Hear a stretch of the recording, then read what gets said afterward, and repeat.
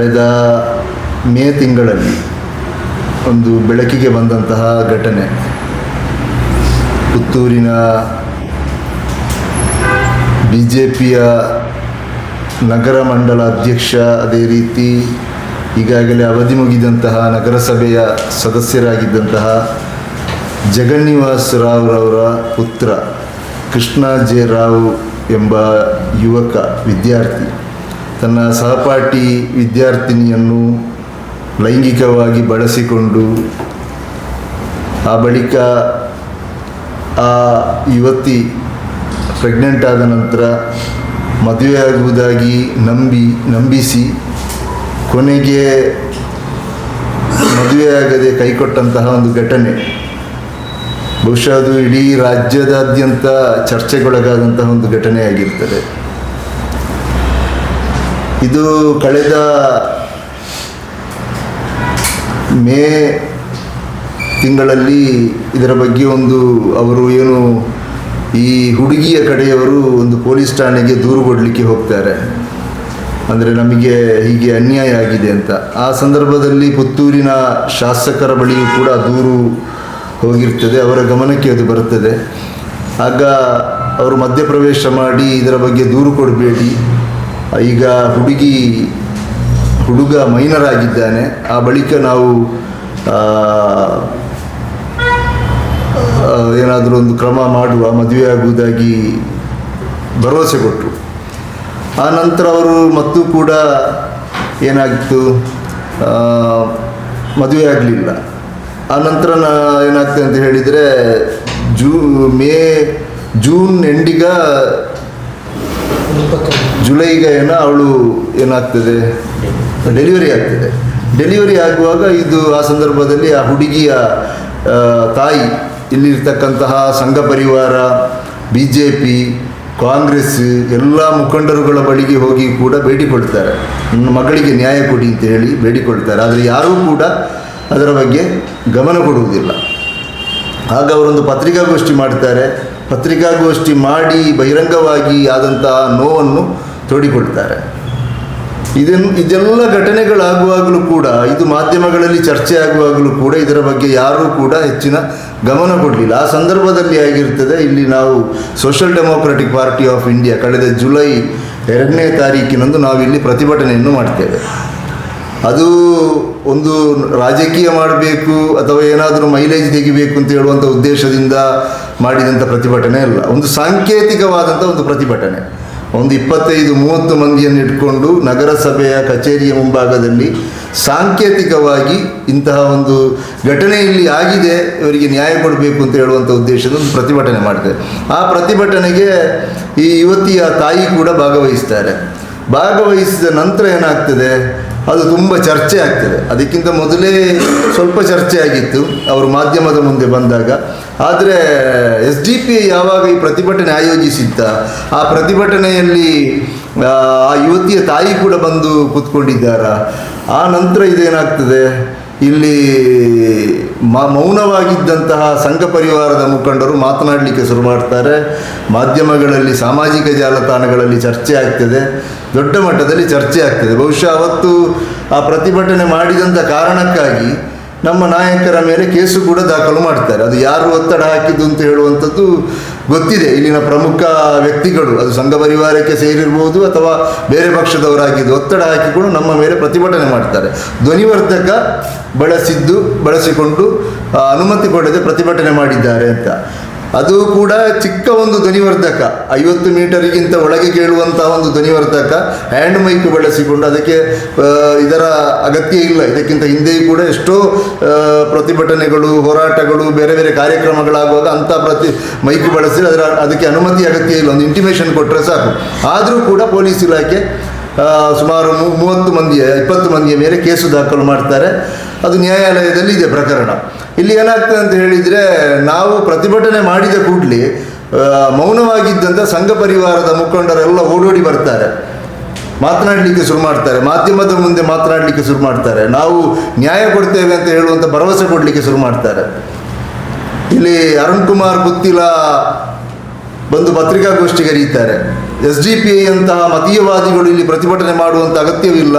ಹಿಂದೂ ಹುಡುಗಿಗೆ ನ್ಯಾಯ ಕೊಡಲಿಕ್ಕೆ ನಮಗೆ ಗೊತ್ತಿದೆ, ನಾವು ನ್ಯಾಯ ಕೊಡ್ತೇವೆ, ನಾವು ನ್ಯಾಯ ಅವರಿಗೆ ಕೊಟ್ಟೇ ಕೊಡ್ತೇವೆ ಅಂತ ಹೇಳಿ ಏನು ಮಾತನಾಡಿ ಹೋಗ್ತಾರೆ. ಇದೆಲ್ಲ ಇಲ್ಲಿ ಚರ್ಚೆ ಆಗ್ತದೆ. ಆದರೆ ಆ ನಂತರ ಏನಾಗ್ತದೆ ಅಂತ ಹೇಳಿದರೆ ಇವರು ಮತ್ತೂ ಕೂಡ ಕೈ ಕೊಡ್ತಾರೆ, ಇವರು ಮದುವೆ ಆಗಲಿಕ್ಕೆ ಒಪ್ಪುವುದಿಲ್ಲ. ಆ ನಂತರ ಅವರ ಮೇಲೆ ಪ್ರಕರಣವನ್ನು ದಾಖಲಿಸ್ತಾರೆ. ಪ್ರಕರಣವನ್ನು ಮೊದಲು ದಾಖಲಿಸಲಿಕ್ಕೆ ಹೋಗುವಾಗ ಶಾಸಕರೇ ಹೇಳಿದರು ಪ್ರಕರಣ ದಾಖಲಿಸಬೇಡಿ, ಅದು ಮದುವೆ ಮಾಡುವ ಸಂಧಾನ ಮಾಡುವ ಅಂತ. ಅದರ ನಂತರ ಇಲ್ಲಿ ಪ್ರಕರಣ ದಾಖಲಾಗ್ತದೆ. ಆ ಪ್ರಕರಣ ದಾಖಲಾದ ನಂತರ ಬಹಳಷ್ಟು ದಿವಸ ಆರೋಪಿ ಸಿಗಲಿಲ್ಲ. ಆ ನಂತರ ಆರೋಪಿ ಪತ್ತೆ ಆಗ್ತಾರೆ. ಆರೋಪಿಯನ್ನು ಪೊಲೀಸರು ಬಂಧನ ಮಾಡ್ತಾರೆ. ಬಂಧನ ಮಾಡಿ ಮರುದಿವಸ ಆರೋಪಿಯ ತಂದೆಯನ್ನು ಕೂಡ ಬಂಧನ ಮಾಡ್ತಾರೆ.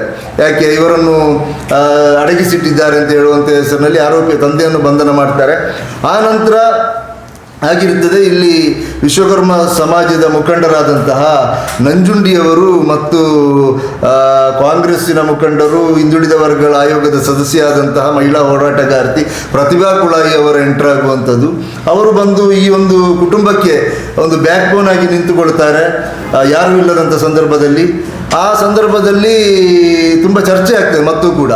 ಆ ನಂತರ ಇವನಿಗೆ ಜಾಮೀನು ಸಿಗ್ತದೆ, ಹೊರಗೆ ಬರ್ತಾರೆ.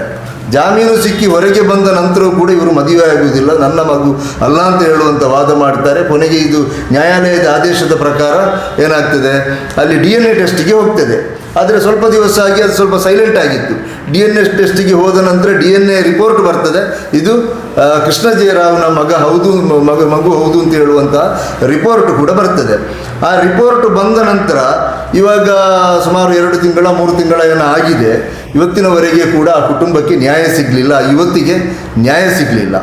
ಕಳೆದ 2 ದಿವಸಗಳ ಹಿಂದೆ ಅದರ ಮಧ್ಯದಲ್ಲಿ ಇವರು ತುಂಬ ಮಂದಿಯನ್ನು ಭೇಟಿಯಾಗ್ತಾರೆ, ತುಂಬ ಅಧಿಕಾರಿಗಳನ್ನು, ತುಂಬ ಜನಪ್ರತಿನಿಧಿಗಳನ್ನು, ಅದೇ ರೀತಿ ಇಲ್ಲಿರುವಂಥ ಸಂಘ ಪರಿವಾರ BJPಗೆ ಸೇರಿದಂಥ ಮುಖಂಡರುಗಳನ್ನೆಲ್ಲ ಇವರು ಭೇಟಿಯಾಗ್ತಾರೆ. ಆದರೆ ಎಲ್ಲಿಯೂ ಕೂಡ ಅವರಿಗೆ ನ್ಯಾಯ ಸಿಗ್ತಾ ಇಲ್ಲ. ಮದುವೆಯ ಏನು ವಿಚಾರನೆ ಯಾರೂ ಕೂಡ ಸೀರಿಯಸ್ ಆಗಿ ತಗೊಳ್ತಾ ಇಲ್ಲ. ಒಬ್ಬ ಹಿಂದೂ ಯುವತಿಗೆ ಅನ್ಯಾಯ ಆಗಿದೆ, ಹಿಂದೂ ಸಂಘಟನೆಗಳು ನ್ಯಾಯ ಕೊಡಲಿಕ್ಕೆ ಇಲ್ಲಿ ಮುಂದೆ ಬರ್ತಾ ಇಲ್ಲ. ಇವರೇನು ಮಾಡ್ತಾರೆ, 2 ದಿವಸಗಳ ಹಿಂದೆ ಪ್ರತಿಭಾ ಕುಳಾಯಿ ಅವರ ನೇತೃತ್ವದಲ್ಲಿ ಪ್ರೆಸ್ ಮೀಟ್ ಮಾಡಿ ತುಂಬ ವಿಚಾರವನ್ನು ಅವರು ತಿಳಿಸ್ತಾರೆ. ನನಗೆ ತುಂಬ ಆಮಿಷ ಕೊಟ್ಟಿದ್ದಾರೆ, 50 ಲಕ್ಷ ರೂಪಾಯಿಗಳ ಆಫರ್ ನೀಡಿದ್ದಾರೆ, ಮದುವೆ ಆದ ಕೂಡಲೇ ಡೈವೋರ್ಸ್ ಮಾಡಬೇಕು ಅಂತ ಹೇಳಿದ್ದಾರೆ, ಮದುವೆ ಆಗಲಿಕ್ಕೆ ರೆಡಿ ಇದ್ದಾರೆ, ಆದ ಮರುದಿವಸ ಡೈವೋರ್ಸ್ ಕೊಡಬೇಕು, 50 ಲಕ್ಷ ರೂಪಾಯಿ ಪರಿಹಾರ ಕೊಡಬೇಕು, ಆ ಮಗುವನ್ನು ಎಲ್ಲಿಗಾದರೂ ಕೊಂಡೋಗಿ ಸಾಂತ್ವನ ಕೇಂದ್ರಗಳಿಗೆ ಕೊಡಬೇಕು. ಈ ರೀತಿಯಾದಂಥ ಬೇಡಿಕೆಯನ್ನು ಇಟ್ಟುಕೊಂಡು ಒಂದು ಸಂಧಾನಕ್ಕೆ ಬಂದಿದ್ದಾರೆ ಅಂತ ಹೇಳುವಂಥ ಗಂಭೀರವಾದಂಥ ಆರೋಪವನ್ನು ಪ್ರತಿಭಾ ಕುಳಾಯಿ ಮತ್ತು ಆ ಹೆಣ್ಣು ಮಗಳು ಪತ್ರಿಕಾಗೋಷ್ಠಿಯಲ್ಲಿ ಮಾಡ್ತಾರೆ. ಅವರು ಪತ್ರಿಕಾಗೋಷ್ಠಿಯಲ್ಲಿ ಹೇಳಿದಂಥ ಇನ್ನೊಂದು ವಿಚಾರ ಏನು ಅಂತ ಹೇಳಿದರೆ, ನಾವು ಬಡವರು, ಅವರು ಶ್ರೀಮಂತರು, ನಾವು ಹಿಂದುಳಿದ ಜಾತಿಯವರು ಅಥವಾ ಕೆಳಜಾತಿಯವರು, ಅವರು ಮೇಲ್ಜಾತಿಯವರು, ಅವರು ಬ್ರಾಹ್ಮಣರು, ಆದ ಕಾರಣ ಮದುವೆ ಆಗಲಿಕ್ಕೆ ಒಪ್ತಾ ಇಲ್ಲ ಅಂತ ಹೇಳುವಂಥ ಒಂದು ವಿಚಾರವನ್ನು ಅವರು ತಿಳಿಸಿದ್ದಾರೆ ಅಂತ ಹೇಳುವಂಥ ಆರೋಪವನ್ನು ಇವರು ಪತ್ರಿಕಾಗೋಷ್ಠಿಯ ಮೂಲಕ ಮಾಡ್ತಾರೆ. ಇವತ್ತು ಆ ಯುವತಿ ಪತ್ರಿಕಾಗೋಷ್ಠಿಯಲ್ಲಿ ಮಾಧ್ಯಮದ ಮುಂದೆ ಗೋಳೋ ಎಂದು ಅಳುತ್ತಾ ಇದ್ದಾರೆ, ನಮಗೆ ನ್ಯಾಯ ಕೊಡಿ ಅಂತ ಹೇಳಿಕೊಂಡು. ನಾನು ಇಲ್ಲಿನ ಸಂಘ ಪರಿವಾರ ಮತ್ತು BJPಯ ಮುಖಂಡರ ಹತ್ರ ಕೇಳ್ತಾ ಇರುವಂಥದ್ದು, ಇಲ್ಲಿ ಆರೋಪಿ ಸ್ಥಾನದಲ್ಲಿ ಎಲ್ಲಿಯಾದರೂ ಒಬ್ಬ ಮುಸಲ್ಮಾನನನ್ನು ಕಂಡ್ರೆ ಇವರು ದೆವ್ವ ಬಂದಂತೆ ವರ್ತಿಸ್ತಾರೆ, ಮೈಯ ಮೇಲೆ ದೆವ್ವ ಹಿಡಿದಂತೆ ವರ್ತಿಸ್ತಾರೆ, ಇಲ್ಲಿ ಗಲಾಟೆ ಮಾಡ್ತಾರೆ, ಬೀದಿ ರಂಪಾಟ ಮಾಡ್ತಾರೆ, ಇಲ್ಲಿ ಹಿಂದುತ್ವದ ಬಗ್ಗೆ ಮಾತನಾಡ್ತಾರೆ. ಏನು ಇವಾಗ ಒಬ್ಬ ಹಿಂದೂ ಹೆಣ್ಣು ಮಗಳಿಗೆ ಅನ್ಯಾಯ ಆಗಿದೆ, ಯಾಕೆ ಇವರು ಮಾತನಾಡ್ತಾ ಇಲ್ಲ? ಯಾಕೆ ಇವರ ಹಿಂದುತ್ವ ಈಗ ಮಾತನಾಡ್ತಾ ಇಲ್ಲ? ಎಲ್ಲಿ ಹೋಗಿದೆ ಕಲ್ಲಡ್ಕ ಪ್ರಭಾಕರ ಭಟ್ರು? ಎಲ್ಲಿ ನಾವು SDPI ಅವರು ಪ್ರತಿಭಟನೆ ಮಾಡುವಾಗ ಓಡೋಡಿಕೊಂಡು ಬಂದು ಮಾತನಾಡಿದಂಥ ಅರುಣ್ ಕುಮಾರ್ ಪುತ್ತಿಲ ಈಗ ಎಲ್ಲಿದ್ದಾರೆ? ಯಾಕೆ ಇವರು ಇಡೀ ಬೀದಿಯಲ್ಲಿ ನಿಂತುಕೊಂಡು ಇವರು ಕೂಗ್ತಾ ಇದ್ದಾರಲ್ಲ ನಮಗೆ ನ್ಯಾಯ ಕೊಡಿ ಅಂತ? ಇವರಿಗೆ ನ್ಯಾಯ ಕೊಡಿಸಲಿಕ್ಕೆ ಯಾಕೆ ಸಾಧ್ಯವಾಗ್ತಾ ಇಲ್ಲ? ಇದೇನಾ ಇವರ ಹಿಂದುತ್ವದ ನಾಟಕ? ಇವತ್ತು ಇವರ ಏನು ನಾಟಕ ಏನು ಅಂತ ಹೇಳುವಂಥದ್ದು ಜನರಿಗೆ ಗೊತ್ತಾಗಿದೆ. ಕಲ್ಲಡ್ಕ ಪ್ರಭಾಕರ ಭಟ್ರ ಶಿಷ್ಯ, ಕಲ್ಲಡ್ಕ ಪ್ರಭಾಕರ ಭಟ್ರ ಮುನ್ನಡೆಸುವಂಥ ಶಾಲೆಯಲ್ಲಿ ಕಲಿಯುವಂಥ ಒಬ್ಬ ವಿದ್ಯಾರ್ಥಿ ಕೃಷ್ಣರಾವ್, ಅವನ ಮೇಲೆ ಯಾವ ಕ್ರಮ ಕೈಗೊಂಡಿದ್ದಾರೆ? ಇಲ್ಲಿ BJPಯವರು ಸಂಸ್ಕೃತಿಯ ಬಗ್ಗೆ, ಸಂಸ್ಕಾರದ ಬಗ್ಗೆ, ರಾಷ್ಟ್ರೀಯತೆ ಬಗ್ಗೆ ಮತ್ತು ಹೆಣ್ಣಿಗೆ ಕೊಡಬೇಕಾದಂಥ ಗೌರವದ ಬಗ್ಗೆ ಇವರು ಮಾತನಾಡ್ತಾರಲ್ಲ, ಆ BJP ಪಕ್ಷದಿಂದ ಈ ಹುಡುಗನ ತಂದೆಯನ್ನು ಉಚ್ಚಾಟಿಸಲಿಕ್ಕೆ ಒತ್ತಡ ಬಂದ ನಂತರ 6 ತಿಂಗಳು ಕಳೆದ ನಂತರ ಆಗಿರ್ತದೆ ಇವರು ಉಚ್ಚಾಟನೆ ಮಾಡಿದ್ದು. ಇವತ್ತು ಈ ದಕ್ಷಿಣ ಕನ್ನಡ ಜಿಲ್ಲೆಯಲ್ಲಿ ಸಂಘ ಪರಿವಾರ ನಡೆಸುವಂಥ ಶಾಲೆ ವಿವೇಕಾನಂದ ಕಾಲೇಜು, ಅವರು ಸಂಸ್ಕೃತಿಯ ಪಾಠ ಮಾಡ್ತೇವೆ, ರಾಷ್ಟ್ರೀಯತೆಯನ್ನು ಕಲಿಸ್ತೇವೆ ಈ ಶಾಲೆಯಲ್ಲಿ, ಈ ಶಾಲೆಯಲ್ಲಿ ರಾಷ್ಟ್ರಭಕ್ತಿಯನ್ನು ನಾವು ಕಲಿಸುವಂಥದ್ದು ವಿವೇಕಾನಂದ ವಿದ್ಯಾವರ್ತಕ ಸಂಘ ಅಂತ ಹೇಳುವಂಥ ಆ ಒಂದು ಅದರ ಅಂಡರಲ್ಲಿರುವಂಥ ಶಾಲೆಯಲ್ಲಿ ಯಾಕೆ ಇಲ್ಲಿ ಅವರಿಗೆ ಈ ಸಂಸ್ಕೃತಿ ಇದೇನಾ ಕಲಿಸುವಂಥದ್ದು? ಕಲ್ಲಡ್ಕ ಪ್ರಭಾಕರ ಭಟ್ರು ಹೇಳ್ತಾ ಇದ್ದಾರಲ್ಲ, ಮೊನ್ನೆ ಪ್ರತಿಭಾ ಕುಳಾಯಿ ಅವರು ಕೇಳಿದರು, ಮಕ್ಕಳು ಮಾಡಬೇಕು, 2 ಸಾಕಾಗುವುದಿಲ್ಲ, 5-6 ಮಕ್ಕಳನ್ನು ಹೆರಬೇಕು ಅಂತ. ಇದು ಯಾಕೆ ಮದುವೆಯಾಗಿ ಇರಬೇಕು ಅಂತ ಹೇಳಿಲ್ಲ ಇವರು? ಅಂದರೆ ಇವರ ಸಂಸ್ಕೃತಿ ಏನು ಅಂತ ಹೇಳುವಂಥದ್ದು ಇವತ್ತು ಗೊತ್ತಾಗಿದೆ. ಈ ವಿವೇಕಾನಂದ ವಿದ್ಯಾವರ್ತಕ ಸಂಘದಲ್ಲಿ ವಿದ್ಯಾವರ್ತಕ ಸಂಸ್ಥೆಯಲ್ಲಿ ಕಲಿಯುತ್ತಿರುವಂಥ ಈ ಕೃಷ್ಣಜಿ ರಾವನ್ನು ಇವತ್ತಿನವರೆಗೆ ಯಾಕೆ ಶಾಲೆಯಿಂದ ಡಿಬಾರ್ ಮಾಡಲಿಲ್ಲ? ಯಾಕೆ ಅವನು ಮಾಡಿದಂಥದ್ದು ತಪ್ಪಲ್ವಾ? ಅವನನ್ನು ಯಾಕೆ ಡಿಬಾರ್ ಮಾಡಲಿಲ್ಲ? ಇವರ ಸಂಸ್ಕೃತಿ, ಇವರು ಮಾತನಾಡುವಾಗ ಹೇಳ್ತಾರೆ, ಕಲ್ಲಡ್ಕ ಪ್ರಭಾಕರ ಭಟ್ರು ಹೆಣ್ಣು ಮಕ್ಕಳಿಗೆ ಕರೆ ಕೊಡ್ತಾರೆ, ಬ್ಯಾಗಲ್ಲಿ ಒಂದು ಚಿಕ್ಕ ಚೂರಿಯನ್ನು ಇಟ್ಕೊಂಡು ಹೋಗಬೇಕು, ಇಲ್ಲಿ ನಿಮ್ಮನ್ನು ಹುಡುಗಿಯರನ್ನು ಉಪದ್ರ ಮಾಡುವವರು ಅಥವಾ ಅವರನ್ನು ಟಾರ್ಚರ್ ಮಾಡುವವರು ಇದ್ದಾರೆ, ಅವರು ಬರುವಾಗ ಚೂರಿ ತೋರಿಸಬೇಕು ಅವರಿಗೆ. ಯಾರು ಟಾರ್ಚರ್ ಮಾಡುವವರು, ಯಾರಿಗೆ ಚೂರಿ ತೋರಿಸಬೇಕಾದಂಥ ಇದೇ ವಿದ್ಯಾವರ್ತಕ ಸಂಘದಲ್ಲಿ ಕರೆಯುವಂತಹ ಈ ವಿದ್ಯಾರ್ಥಿಗಳೇ ಇವತ್ತು ಹಿಂದೂ ಹೆಣ್ಣು ಮಕ್ಕಳಿಗೆ ಅವರ ಮಾನವನ್ನು ಹರಾಜು ಮಾಡ್ತಾ ಇದ್ದಾರೆ. ಇದಕ್ಕಿಂತ ಹಿಂದೆಯೂ ಕೂಡ ಒಂದು ಘಟನೆ ಆಗಿತ್ತು. ಇದೇ ಶಾಲೆಯಲ್ಲಿ ಇರುವಂತಹ 4-5 ವಿದ್ಯಾರ್ಥಿಗಳು ಸೇರಿಕೊಂಡು ಒಂದು ದಲಿತ ಹೆಣ್ಣನ್ನು ಅತ್ಯಾಚಾರ ಮಾಡಿ ತುಂಬ ರಾಷ್ಟ್ರ ಮಟ್ಟದಲ್ಲಿ ಸುದ್ದಿಯಾಗಿದೆ. ರಾಷ್ಟ್ರೀಯ ರಾಜ್ಯ ಮಾನವ ಹಕ್ಕು ಮಹಿಳಾ ಆಯೋಗ ಇಲ್ಲಿಗೆ ಪುತ್ತೂರಿಗೆ ಬರುವಂಥ ಕೆಲಸ ಆಗಿದೆ. ಇವತ್ತು ಯಾಕೆ ಬರ್ತಾ ಇಲ್ಲ ಅವರು? ಇವತ್ತು ಇಷ್ಟೆಲ್ಲ ಘಟನೆ ಆಗಿ ಒಬ್ಬರು ಹೆಣ್ಣು ಮಗಳಿಗೆ ಅನ್ಯಾಯ ಆಗಿ ಆ ನ್ಯಾಯ ಕೊಡಲಿಕ್ಕೆ ಇವರಿಗೆ ಯಾಕೆ ಸಾಧ್ಯ ಆಗ್ತಾ ಇಲ್ಲ? ಉಡುಪಿಯಲ್ಲಿ ಅವತ್ತು ಯಾರೋ ಮಕ್ಕಳು ಆಟ ಆಡುವಾಗ ತಮಾಷೆಗಾಗಿ ಮಾಡಿದಂತಹ ಒಂದು ವಿಡಿಯೋವನ್ನು ಇಟ್ಟುಕೊಂಡು ರಾಷ್ಟ್ರೀಯ ಮಹಿಳಾ ಮಾನವ ಹಕ್ಕು ಆಯೋಗದ ಖುಷ್ಬೂರವರು ಉಡುಪಿಗೆ ಬಂದ್ರಲ್ಲ, ಇವತ್ತು ಯಾಕೆ ಬರ್ತಾ ಇಲ್ಲ? ಇವತ್ತು ಯಾಕೆ ಬರಲಿಕ್ಕೆ ಸಾಧ್ಯ ಆಗ್ತಾ ಇಲ್ಲ? ಯಾಕೆಂತ ಹೇಳಿದರೆ ಇವರು ಹಿಂದುಳಿದ ಅಥವಾ ಕೆಳಜಾತಿಯಿಂದ ಬಂದಂತಹ ಒಂದು ಕುಟುಂಬ, ಈ ಅನ್ಯಾಯಕ್ಕೊಳಗಾದ ಸಂತ್ರಸ್ತ ಯುವತಿ. ಇಲ್ಲಿ ಆರೋಪಿ ಸ್ಥಾನದಲ್ಲಿರುವಂಥದ್ದು ಮೇಲ್ಜಾತಿ ಬ್ರಾಹ್ಮಣ ವರ್ಗಕ್ಕೆ ಸೇರಿದವರು. ಅಂದರೆ BJP ಮತ್ತು ಸಂಘ ಪರಿವಾರ ಪ್ರತಿನಿಧಿಸುವಂತಹ ಈ ಬ್ರಾಹ್ಮಣ ವರ್ಗದ ನೇತೃತ್ವ ನೀಡುವಂಥ BJP ಮತ್ತು ಸಂಘ ಪರಿವಾರ ಕೆಳವರ್ಗದ ಈ ಮಹಿಳೆಯರನ್ನು ಬಳಸಿಕೊಳ್ತಾ ಇದ್ದಾರೆ. ನಮಗೆ ತುಂಬ ಉದಾಹರಣೆಗಳಿದೆ. ಇಡೀ ರಾಜ್ಯದಲ್ಲಿ ಇಂಥ ಹಲವಾರು ಉದಾಹರಣೆಗಳನ್ನು ನಮಗೆ ನೋಡಲಿಕ್ಕೆ ಸಾಧ್ಯವಾಗ್ತಾ ಇದೆ. ಇವತ್ತು ಅರುಣ್ ಕುಮಾರ್ ಪುತ್ತಿಲ ಮಾತನಾಡದೆ ಕೂತ್ಕೊಂಡಿದ್ದಾರೆ. ಏನಾದರೂ ಒಂದು ಘಟನೆಯಾಗಿ ಒಂದು ವಾಹನದಲ್ಲಿ ಹೋಗುವಾಗ ಯಾರೋ ಒಬ್ಬ ಮುಸಲ್ಮಾನ ಹುಡುಗನಿಗೆ ಮೈಯಲ್ಲಿ ಸ್ವಲ್ಪ ತಾಗಿದೆ ಅಂತ ಹೇಳಿಕೊಂಡು ಇಲ್ಲಿ ಗಲಾಟೆ ಮಾಡ್ತಾರೆ, ಬಸ್ಸು ನಿಲ್ಲಿಸಿಕೊಂಡು. ಸಂಜೀವ ಮಠಂದೂರು, ಅರುಣ್ ಕುಮಾರ್ ಪುತ್ತಿಲ ಮತ್ತು ಈ BJPದ ಸಂಘ ಪರಿವಾರದ ಪಟಾಲಂಗಳು ಇವತ್ತು ಯಾಕೆ ಅವರು ಆ ಗಲಾಟೆ ಮಾಡ್ತಾ ಇಲ್ಲ? ಏನಾದರೂ ಒಂದು ಗಲಾಟೆ ಸಮಸ್ಯೆ ಆದ ಕೂಡಲೇ ಅರುಣ್ ಕುಮಾರ್ ಪುತ್ತಿಲ ತನ್ನ ಪಟಾಲಮನ್ನು ಕಟ್ಟಿಕೊಂಡು ಪೊಲೀಸ್ ಸ್ಟೇಷನ್ಗೆ ದಾಳಿ ಮಾಡ್ತಾರಲ್ಲ, ಇವಾಗ ಯಾಕೆ ಪೊಲೀಸ್ ಸ್ಟೇಷನ್ಗೆ ಬರಲಿಕ್ಕೆ ಆಗೋದಿಲ್ವಾ? ಇವರಿಗೆ ನ್ಯಾಯ ಕೊಡಿ ಅಂತ ಕೇಳಲಿಕ್ಕೆ ಆಗೋದಿಲ್ವಾ? ಶೋಭಾ ಕರಂದ್ಲಾಜೆ ಅವರು ಎಲ್ಲಿಂದಲೂ ಓಡೋಡಿಕೊಂಡು ಬರ್ತಾರಲ್ವ, ಈಗೇನು ಬರ್ತಾ ಇಲ್ಲ ಅವರು? ಈಗ ಯಾಕೆ ಅವರು ಬರ್ತಾ ಇಲ್ಲ? ಯಾಕೆ ಹರೀಶ್ ಪೂಂಜೆ ಮಾತನಾಡ್ತಾ ಇಲ್ಲ? ಯಾಕೆ ಪ್ರಮೋದ್ ಮುತಾಲಿಕ್ ಮಾತನಾಡ್ತಾ ಇಲ್ಲ? ಯಾಕೆ CT ರವಿ ಮಾತನಾಡ್ತಾ ಇಲ್ಲ? ಯಾಕೆ ಬಸವನಗೌಡ ಪಾಟೀಲ್ ಮಾತನಾಡ್ತಾ ಇಲ್ಲ? ಅಂದರೆ ಇವರ ಸಂಸ್ಕೃತಿ ಇದು. ಇವರ BJP ಮತ್ತು ಸಂಘ ಪರಿವಾರದವರು ಇವರ ನಾಯಕರ ಸಂಸ್ಕೃತಿ ಇದಾಗಿರ್ತದೆ. ಅಮಾಯಕವಾದಂತಹ ಅಪ್ರಾಪ್ತ ವಯಸ್ಸಿನ ಹೆಣ್ಣು ಮಕ್ಕಳನ್ನು ಬಳಸಿಕೊಂಡು ಅವರನ್ನು ಕೊನೆಗೆ ಬೀದಿಗೆ ತಳ್ಳುವಂಥ ಸಂಸ್ಕೃತಿ. ಇವರ ಮಾಜಿ ಮುಖ್ಯಮಂತ್ರಿಗಳು ಕೂಡ ಇದರಿಂದ ಹೊರತಾಗಲಿಲ್ಲ. 80 ವರ್ಷದ ಯಡಿಯೂರಪ್ಪನವರು ಕೂಡ ಇವತ್ತು ಫೋಕ್ಸೋ ಆರೋಪದಲ್ಲಿ ಆರೋಪಿಯಾಗಿದ್ದಾರೆ. ಇಂತಹ ಒಂದು ಪಕ್ಷ, ನಾವು ಯಾಕೆ ಇದನ್ನು ಹೇಳ್ತಾ ಇದ್ದೇವೆ ಅಂತ ಹೇಳಿದರೆ, ಇವರು ಸಂಸ್ಕೃತಿಯ ಬಗ್ಗೆ ಮಾತನಾಡ್ತಾರೆ. ಇವರ ಹಿಂದುತ್ವ ವರ್ಕೌಟ್ ಆಗುವಂಥದ್ದು, ಹಿಂದುತ್ವದ ಹೋರಾಟ ಆಗುವಂಥದ್ದು ಆರೋಪಿ ಸ್ಥಾನದಲ್ಲಿ ಮುಸ್ಲಿಮರಿದ್ದಾಗ ಮಾತ್ರ. ಇಲ್ಲದಂಥ ಸಂದರ್ಭದಲ್ಲಿ ಇವರು ಈ ಬಗ್ಗೆ ತುಟಿ ಬಿಚ್ಚುತ್ತಾ ಇಲ್ಲ. ಇವರು ಹೇಳಬೇಕು ಬಹಿರಂಗವಾಗಿ. ಇವತ್ತು ಈ ಪುತ್ತೂರಿನಲ್ಲಿ ಪತ್ರಿಕಾಗೋಷ್ಠಿಯ ಮೂಲಕ ಈ ಪುತ್ತೂರಿನಲ್ಲಿ ನಾವು ಬಹಿರಂಗವಾಗಿ ಹೇಳ್ತಾ ಇರುವಂಥದ್ದು ಏನು ಅಂತ ಹೇಳಿದರೆ, ಇವರು ಹೇಳಬೇಕು, ಇಲ್ಲ ನಾವು ಹಿಂದುತ್ವದ ಬಗ್ಗೆ ಇನ್ನೂ ಮಾತನಾಡುವುದಿಲ್ಲ. ನಾವು ಹಿಂದುತ್ವದ ಬಗ್ಗೆ ಮಾತನಾಡಬೇಕಾದ್ರೆ ಆರೋಪಿ ಸ್ಥಾನದಲ್ಲಿ ಮುಸ್ಲಿಮರಿರಬೇಕು.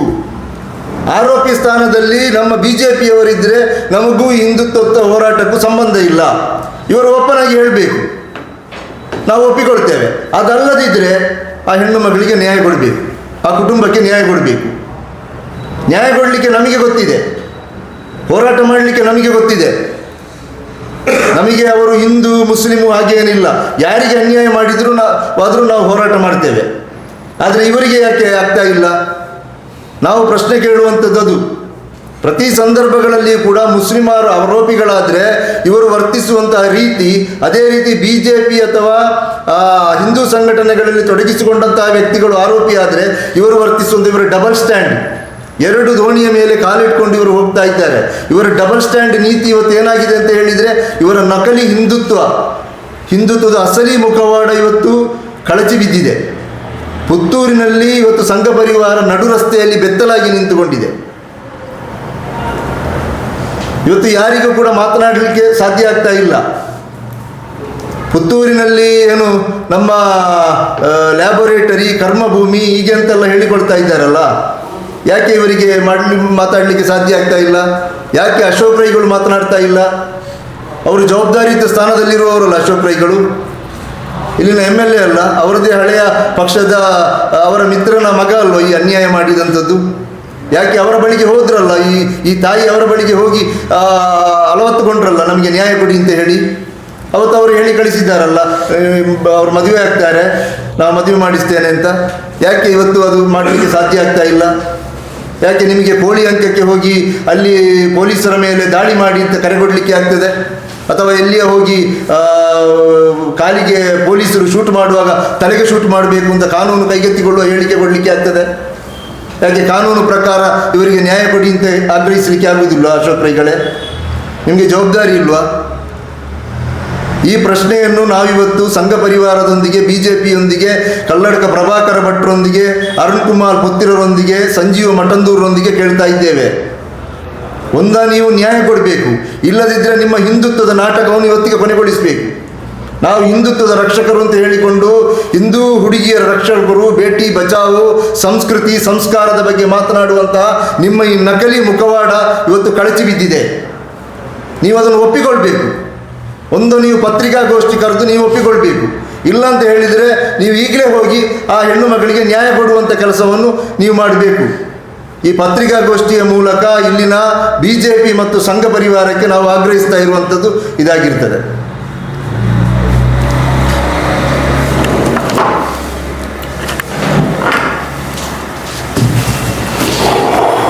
ಈ ಘಟನೆ ನಡೆದಾಗ ಯಾರು ಆ ಕುಟುಂಬದ ಜೊತೆ ನಿಲ್ಲದೆ ಇದ್ದ ಸಂದರ್ಭದಲ್ಲಿ ಆಗಿರ್ತದೆ, social democratic party of India ಈ ಒಂದು ಹೋರಾಟವನ್ನು ಕೈಗೆತ್ತಿಕೊಂಡು ನಾವು ಜುಲೈ 2ರಂದು ನಾವು ಪ್ರತಿಭಟನೆ ನಡೆಸಿದ ನಂತರ ಇಲ್ಲಿ ನಾವು ಗಮನಿಸಬೇಕಾಗಿರೋದು ಏನಂತ ಹೇಳಿದರೆ, ಜುಲೈ 3ಕ್ಕೆ ನಮ್ಮ ಮೇಲೆ ಕೇಸ್ ಆಗುತ್ತದೆ, ನನ್ನ ಮೇಲೂ ಕೂಡ ಆಗ್ತದೆ. ಅದರಲ್ಲಿ ನಾನಲ್ಲಿ ಬಂದೊಂದು ಭಾಷಣ ಮಾಡಿದ ಕಾರಣಕ್ಕೋಸ್ಕರ ನನ್ನ ಮೇಲೆ ಕೂಡ ಕೇಸ್ ಆಗ್ತದೆ. ಜುಲೈ 4ರಂದು ಆಗಿರ್ತದೆ ಕೃಷ್ಣ ಜೈರವರನ್ನು ಮೈಸೂರಿನಿಂದ ಅರೆಸ್ಟ್ ಮಾಡುವಂಥದ್ದು. ಅಂದರೆ ನಮ್ಮ ಮೇಲೆ ಕೇಸಾದ ಕೂಡಲೇ ಅದೊಂದು ಬ್ಯಾಲೆನ್ಸಿಂಗೋಸ್ಕರ ನಮ್ಮ ಮೇಲೆ ಕೇಸ್ ನಡೆಸಿ ಅವನನ್ನು, ಇಲ್ಲದಿದ್ದರೆ ಅವನನ್ನು ಅರೆಸ್ಟ್ ಮಾಡಿದರೆ ಇಲ್ಲಿ ಒತ್ತಡ ಬೀಳ್ಬೋದು, ಇಲ್ಲಿ ನಮಗೆ ಇಲ್ಲಿ ಏನು ನಮ್ಮ ಒಂದು ಅಧಿಕಾರ ಇದಾಗಲಿಕ್ಕಿಲ್ಲ ಅಂತ ಹೇಳಿಕೊಂಡು ನಮ್ಮ ಮೇಲೆ ಕೇಸ್ ಹಾಕಿಕೊಂಡಾಗಿರ್ತದೆ. ಅವನನ್ನು ಕೂಡ ಅರೆಸ್ಟ್ ಮಾಡಿರುವಂಥದ್ದು. ಒಬ್ಬ ಶಾಲಾ ವಿದ್ಯಾರ್ಥಿಯನ್ನೇ ಅರೆಸ್ಟ್ ಮಾಡಲಿಕ್ಕೆ ಇಷ್ಟು ದಿವಸ ಬೇಕಾಗಿದೆ ನಮ್ಮ ಇಲ್ಲಿಯ ವ್ಯವಸ್ಥೆಗೆ. ಮತ್ತು ಇಲ್ಲಿ ನಾವು ಇನ್ನೊಂದು ನೋಡಬೇಕಾಗಿರೋದು ಏನಂತ ಹೇಳಿದರೆ, ಈ ಕುಟುಂಬದ ಜೊತೆ ಯಾರು ಇಲ್ಲದಾಗ ನಾವು ನಿಂತಿದ್ದೆವು. ನಾವು ನಿಂತ ನಂತರ ಎಲ್ಲರೂ ಹೋಗಿದ್ದಾರೆ. ಈಗ ಪುನಃ ಯಾರಿಲ್ಲ. ಮೊನ್ನೆ ಅವರೇ ಹೇಳಿದರು, ಪಾಪ ಯಾರು ಬರ್ತಾ ಇಲ್ಲ, ಈಗ ನಾನು ಏಕಾಂಗಿ ಆಗಿದ್ದೇನೆ, ನನ್ನ ಜೊತೆ ಈಗ ಒಂದಿಬ್ಬರು ಬಿಟ್ಟರೆ ಬೇರೆ ಯಾರು ಬರ್ತಾ ಇಲ್ಲ ಅಂತೇಳಿ. ನಾವು ಕೂಡ ಕಾದು ಕೂಲಿತೆವು, ಯಾರಾದರೂ ನ್ಯಾಯ ಕೊಡ್ತಾರಾ, ಏನು ಮಾಡ್ತಾರ, ನಾವು ಹೋದರೆ ಸಮಸ್ಯೆ ಇದೆಯಲ್ಲ, ನಾವು ಹೋಗೋದು ಬೇಡ, ಅವರಿಗೆ ನ್ಯಾಯ ಬೇಕಾಗಿದೆ. ನಾವು ರಾಜಕೀಯ ಮಾಡೋದಕ್ಕೋಸ್ಕರ ನಮ್ಮ ಜಿಲ್ಲಾಧ್ಯಕ್ಷ ಹೇಳಿದರು, ನಾವು ರಾಜಕೀಯಕ್ಕೋಸ್ಕರ ನಾವು ಪ್ರತಿಭಟಿಸುವುದಲ್ಲ, ಅಲ್ಲಿ ಅವರಿಗೆ ನ್ಯಾಯ ಬೇಕಾಗಿದೆ. ಇವತ್ತಿಗೆ ನ್ಯಾಯ ಬೇಕಾಗಿದೆ. ಆ ಸಣ್ಣ ಮಗುವನ್ನು ಇಟ್ಟುಕೊಂಡು ಯಾರು ಇದಕ್ಕೆ ತಂದೆ ಅಂತ ಕೇಳುವಂಥ ಒಂದು ಪರಿಸ್ಥಿತಿಯಲ್ಲಿ ಆ ಹೆಣ್ಣು ಮಗು ಇದೆ ಅಂತ ಹೇಳಿದಾದರೆ ಈ ಸಮಾಜ ಎಲ್ಲಿಗೆ ಹೋಗ್ತಾ ಇದೆ? ನಾವು ಈಗ ನಮ್ಮ ಜಿಲ್ಲಾಧ್ಯಕ್ಷರು ಹೇಳಿದರು, ಅವರನ್ನು ಇನ್ನೂ ಕೂಡ ಒಂದು ಸ್ಕೂಲಿಂದ ಸಸ್ಪೆಂಡ್ ಮಾಡಲಿಕ್ಕೆ ಆಗೋದಿಲ್ಲ ಅಂತ. ಎಷ್ಟು ನಮ್ಮ ಸ್ವಾಮಿ ವಿವೇಕಾನಂದ ಅಂತ ಆ ಮಹಾನ್ನರ ಹೆಸರನ್ನು ಇಟ್ಟುಕೊಂಡಂಥ ಒಂದು ವಿದ್ಯಾಸಂಸ್ಥೆ ಹೆಸರಿಟ್ಟಿದ್ದಾರೆ, ಅಲ್ಲಿ ಪ್ರತಿಷ್ಠಾಪಿಸಿದ್ದಾರೆ. ಸ್ವಾಮಿ ವಿವೇಕಾನಂದರವರು ಒಂದು ಹೇಳಿದಂಥ ಒಂದು ಮಾತಿದೆ, there is no hope for that family and country who disrespect the woman ಅಂತೇಳಿ. ಇಂಥ ಒಂದು ಅತ್ಯುತ್ತಮವಾದಂಥ ಮಾತು ಹೇಳಿಕೊಟ್ಟಂಥ ಸ್ವಾಮಿ ವಿವೇಕಾನಂದರವರ ಆ ವಿದ್ಯಾಸಂಸ್ಥೆಯಲ್ಲಿ ಈ ರೀತಿಯಾದಂಥ ದಿನನಿತ್ಯ ಒಂದೊಂದು ಕಂಪ್ಲೇಂಟ್ ಅಲ್ಲಿಂದ ಬರ್ತಾ ಇದೆ. ಇಷ್ಟರವರೆಗೆ ಆಗಿ ಅವನನ್ನು ಒಂದು ಕಾಲೇಜಿಂದ ಡಿಬಾರ್ ಮಾಡಲಿಕ್ಕೆ ಆಗಲಿಲ್ಲ ಅಂತ ಆಗೋದಾದರೆ ಇವರು ಇಂಥ ಒಂದು ಒಳ್ಳೆಯ ವ್ಯಕ್ತಿತ್ವದ ಉಳ್ಳಂಥ ಒಂದು ಹೆಸರನ್ನು ಯಾಕೆ ಅಲ್ಲಿ ಇಟ್ಟಿರುವಂಥದ್ದು? ಆ ಹೆಸರಿಗೂ ಆ ಕಾಲೇಜಿಗೂ ಯಾವುದೇ ಒಂದು ಸಂಬಂಧ ಇಲ್ಲದಂಥ ಒಂದು ವ್ಯವಸ್ಥೆ. ಇದೇ ರೀತಿ ಇಲ್ಲಿ ಮೊನ್ನೆ ನಮ್ಮ ಪುತ್ತೂರಿನ ಶಾಸಕರಿಗೆ ಕೋಲಿ ಅಂಕದ ವಿಚಾರದಲ್ಲಿ ಪೊಲೀಸರು ಕಾಲರ್ ಪಟ್ಟಿ ಹಿಡಲಿಕ್ಕೆ ಹೇಳ್ತಾ ಇದ್ದಾರೆ. ಏನಿಲ್ಲ, ಇವರಿಗೆ ಅಷ್ಟು ದಮ್ಮು ತಾಕತ್ತಿದ್ರೆ ಕೃಷ್ಣ ಜೇರವರು ಕಾಲರ್ ಪಟ್ಟಿ ಹಿಡಿದುಕೊಂಡು ಮದುವೆ ಮಾಡಲಿಕ್ಕೆ ಎಲ್ಲಿ ಅವರು? ಅವರಿಗೆ ಪೊಲೀಸರ ಕಾಲರ್ ಪಟ್ಟಿ ಹಿಡಿಸ್ಲಿಕ್ಕೆ ಆಗ್ತದೆ ಅಂತ ಆಗೋದಾದರೆ, ಹೇಳಿಕೆ ಕೊಡುವುದಕ್ಕೆ ಆಗ್ತದೆ ಅಂತ ಆದರೆ ಯಾಕೆ ಕೃಷ್ಣ ಜೇರವರವರ ಕಾಲರ್ ಪಟ್ಟಿ ಹಿಡಲಿಕ್ಕೆ ಇವರು ಆಜ್ಞೆ ಮಾಡೋದಿಲ್ಲ? ಇವರಿಗೆ ವಿಧಾನಸೌಧದಲ್ಲಿ ಬೇರೆಲ್ಲ ಮಾತುಕತೆ ಮಾಡಲಿಕ್ಕೆ ಆಗ್ತದೆ. ಒಂದು ತಮ್ಮ ಊರಿನಲ್ಲಿ ಇಷ್ಟು ದೊಡ್ಡ ಸಮಸ್ಯೆ ಆಗಿದೆ, ಪ್ರಕರಣ ಆಗಿದೆ, ಇದನ್ನು ಯಾವುದೇ ಎಲ್ಲಿ ಕೂಡ ಮಾತಾಡುವವರನ್ನು ಅವರಿಗೆ ಅದು ಬೇಡದ ವಿಚಾರ ಅಂತ ಹೇಳುವುದಾದರೆ ಇವರು ಯಾರ ಜನಪ್ರತಿನಿಧಿ? ನಾವು ಮುಂದಿನ ದಿವಸಗಳಲ್ಲಿ ಈ ಹೋರಾಟಕ್ಕೆ ಪರಿಪೂರ್ಣವಾಗಿ ಭಾಗಿಯಾಗ್ತೇವೆ. STPI ಈ ಒಂದು ಸಮಸ್ಯೆಯ ಪರಿಹಾರಕ್ಕೆ ಪರಿಪೂರ್ಣವಾಗಿ ಭಾಗಿಯಾಗುತ್ತೇವೆ. ಮುಂದಿನ ದಿನಗಳಲ್ಲಿ ಈ ಕುಟುಂಬವನ್ನು ನಾವು ವಿಧಾನಸೌಧದ ಬಾಗಿಲ ಹೊರಗಡೆ ಕೂತ್ಕೊಂಡು ಕೂಡ ಪ್ರತಿಭಟಿಸಲಿಕ್ಕೆ ನಾವು ಒಂದು ಯೋಚನೆಯನ್ನು ಮತ್ತು ಈ ಒಂದು ಸಂದರ್ಭದಲ್ಲಿ ನಾವು ಹೇಳಿಕೆ ಕೊಡಲಿಕ್ಕೆ ಇಚ್ಛೆ ಬರ್ತಾ ಇದ್ದೇವೆ.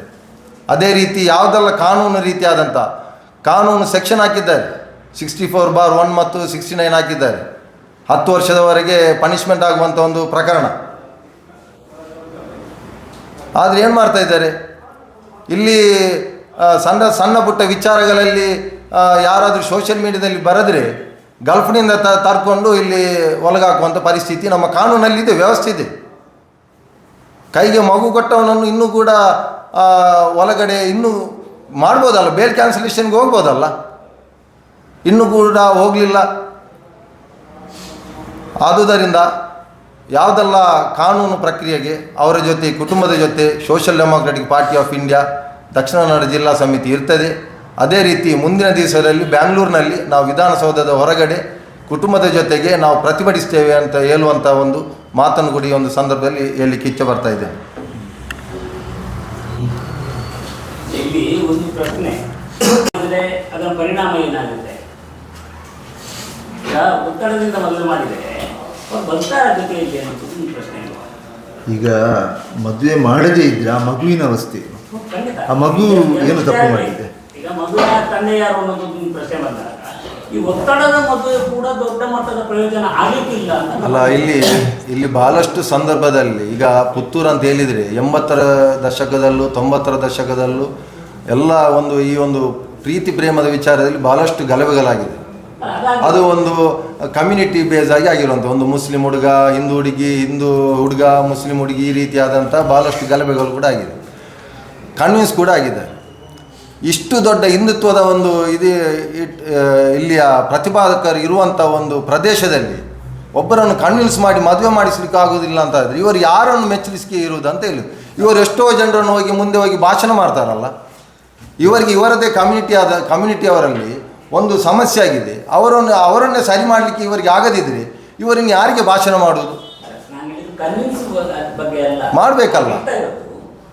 ಒತ್ತಡದ ಮದುವೆ ಆದರೆ ಅದು ಏನೋ ಪ್ರಯೋಜನ ಆಗಬಹುದು. ಒತ್ತಡ ಬೇಡ, ಕನ್ವಿನ್ಸ್ ಮಾಡಿ ಬೇಡ. ಇಲ್ಲಿ ಇವರಿಗೆ ಮನಸ್ಸು ಮಾಡಿದರೆ ಇಲ್ಲಿ BJP ಮತ್ತು ಸಂಘ ಪರಿವಾರದ ಮುಖಂಡರುಗಳು ಇದನ್ನು ಮಾಡಬಹುದು. ಒಂದನೇ ಕಾರಣ ಇವರು ಯಾಕೆ ಮಾಡ್ತಾ ಇಲ್ಲ ಅಂತ ಹೇಳಿದರೆ ಇದು ಮೇಲ್ಜಾತಿ ಮತ್ತು ಕೆಳಜಾತಿ ಅಂತ. ಇವರು ಈ ಅನೈತಿಕವಾಗಿ ಅಕ್ರಮವಾಗಿ ಬಳಸಿಕೊಳ್ಳುವಾಗ ಇವರಿಗೆ ಜಾತಿಯ ನೆನಪಾಗಲಿಲ್ಲ, ಹೀಗಾಗಿರ್ತದೆ ಜಾತಿಯ ನೆನಪಾಗುವಂಥದ್ದು. ಆ ಕುಟುಂಬ ಇವತ್ತು ಕೂಡ ಸ್ವಾಭಿಮಾನದಿಂದ ಇದೆ. ಏನೇ ಆಗಲಿ ತಪ್ಪು ಮಾಡಿದ್ದಾರೆ, ಮಕ್ಕಳು ತಪ್ಪು ಮಾಡಿದ್ದಾರೆ, ಅದು ಸರಿ ಅಂತ ನಾವು ಹೇಳುವುದಿಲ್ಲ.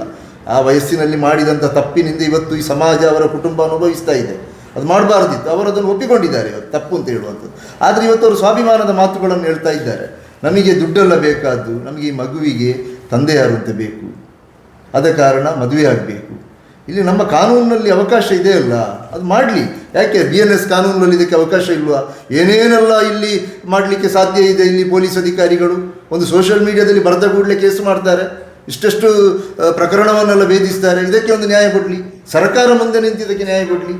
ಅವತ್ತು ಸುಳ್ಯದಲ್ಲಿ ಕಟ್ಟೆಕಾರ ಒಂದು ಘಟನೆ ಆಗಿತ್ತು. ಹೌದು, ಆಗ ಹೀಗೆ ಒಂದು ಮಹಿಳೆ ಬಂದು ಹೌದು ಅದಾಗ್ಲಿಲ್ಲ ಮದುವೆ ಮಾಡಿಸ್ಲಿಕ್ಕೆ. ಅಲ್ಲ, ಅದು ನಂತರ ಅವರು ಡೈವರ್ಸ್ ಆಗಿದ್ದಾರೆ. ಅಲ್ಲ, ಅದು ಬೇರೆ ವಿಷಯ.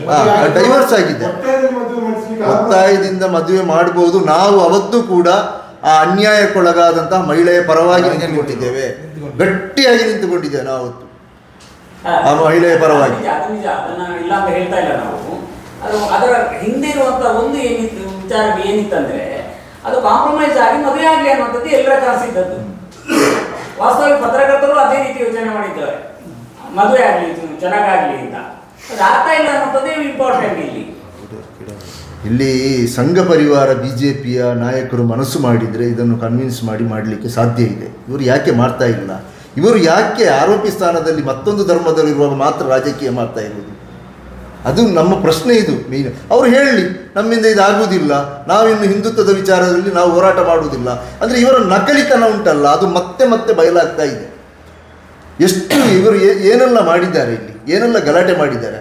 ಇಲ್ಲಿ ಕಬಕದಲ್ಲಿ ಸೌಮ್ಯ ಭಟ್ಟಿ ಅವತ್ತಿನಿಂದ ಸ್ಟಾರ್ಟ್ ಆಗಿದೆ, ಪುತ್ತೂರಲ್ಲಿ ಕರಾವಳಿಯಲ್ಲಿ